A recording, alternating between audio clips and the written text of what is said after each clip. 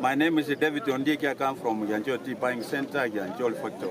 It's absolutely unfortunate for IEBC to behave the way they have done it. For example, we have been here as early as from 6 a.m. in the morning. Mothers have been here, sons have been here, daughters have been here, fathers have been here. Some are in hospital after losing the interest of being devalued by IEBC.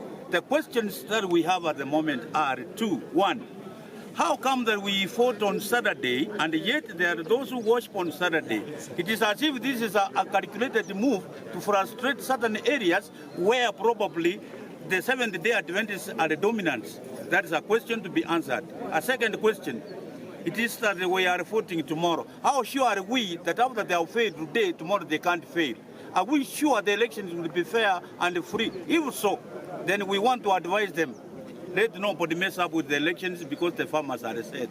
Thank you very much. Ni Daniel Kibagendi Achoki, mkulima kutoka Mavundu Zone, Sironga Buying Center.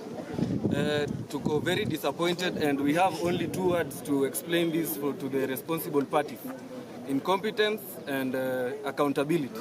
Mtueleze mbona mmetuchelewesha kutoka asubuhi hadi masaa haya. Ni kwa hayo tu, asante sana. Orango kutoka CN26 Mavundu.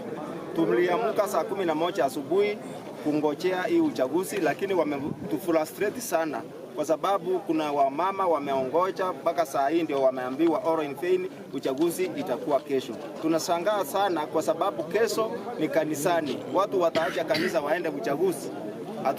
Tumekasirishwa sana na kitendo hiyo. Asante.